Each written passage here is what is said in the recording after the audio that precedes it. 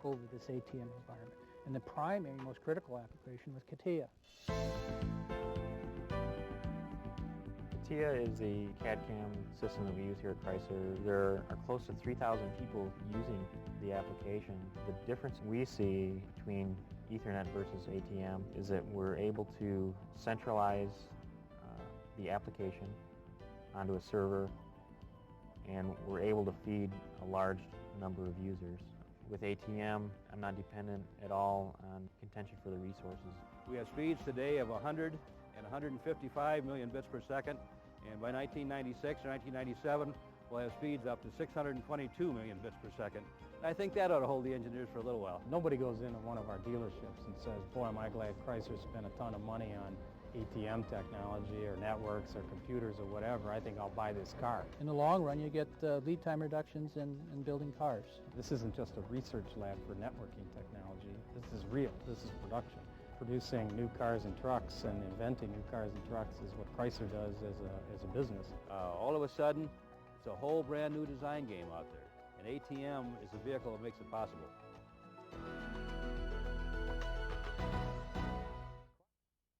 The success of Chrysler's network demonstrates how an ATM-switched network can make a company or organization more competitive.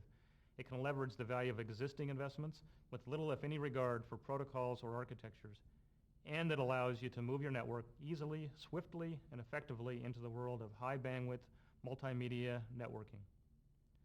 At Cornell University in Ithaca, New York, ATM is providing the link between the supercomputer center and terabytes of data. Because of its scalability, ATM also is providing state-of-the-art links right to the desktops used to manipulate mountains of information.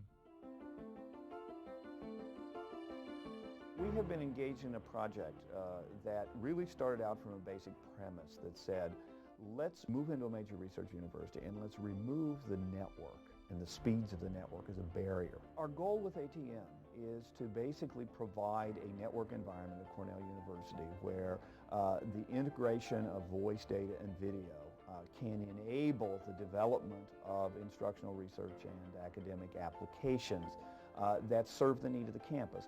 IBM and Cornell University have had a long-standing series of partnerships, probably the most important and relevant one centering around the Cornell Theory Center. The Cornell Theory Center is a National Science Foundation supercomputer center, and as such we provide supercomputer resources for a nationwide base of researchers.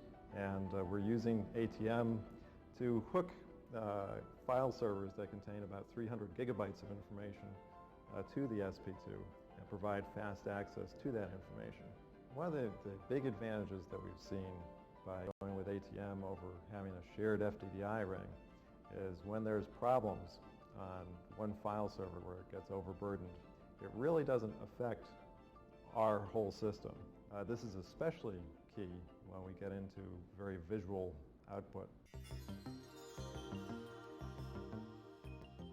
We're attempting to do something called a docking calculation. That is, we take a potential drug molecule and we'll be able to actually take this three-dimensional wand and move that into the active site and try and fit it in place and see how well that particular molecule fits.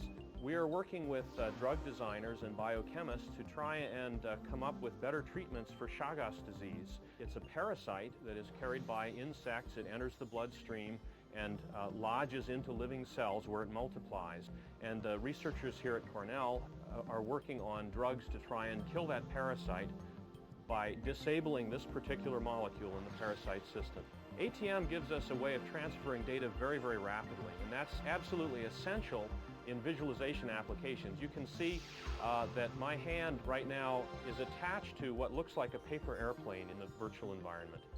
And as I move my hand, the airplane moves. And when you're doing a simulation, you need to be able to interact with that in real time. And that requires high-speed networking. There's no way around that. The real excitement for a university in moving from our traditional routed networks to an ATM network really lies in our ability to present the campus with a new generation of applications that will engage the creativity of the students and faculty to look at new applications of this exciting technology. Well, we're adapting a technology that was developed by the oil exploration industry to look for oil and gas and we've basically extended it to look at much greater depths into the earth. We're trying to look miles deep through very complicated media and using basically echoes of sound waves to produce a picture of what the roots of important mountain belts actually look like. Perhaps our primary project at the present time is an effort to use our sonic profiling technologies to explore the deeper parts of the Himalaya mountains and the Tibetan plateau. I think having adequate communications to share our data sets between local computers and the supercomputer has been one of the problems which has hindered our exploitation of the supercomputer on campus up to the present time. So one of the things that we are working on in the next few months is we are attempting to link our virtual reality facility with our IBM SP2 and also with some of the resources out across the high-speed network at the other supercomputing centers. In the ideal world, we would like to be able to take our computers directly to the field, such as in Tibet, and to be able not only to process our local data, but to access supercomputers back here at Cornell for analyzing our information as it's coming in. Looks like a good shot. I think this has increasingly become a lesson not just for universities but for other companies as well, is that by deploying a campus-wide network at a level of capacity that went so far beyond what local departments were able to deploy, that it created a momentum that sort of revalidated the notion of the corporate network. We really see it as a moving forward technology, whereas FDDI is pretty limited and will have a certain limit. With ATM, it's really the future.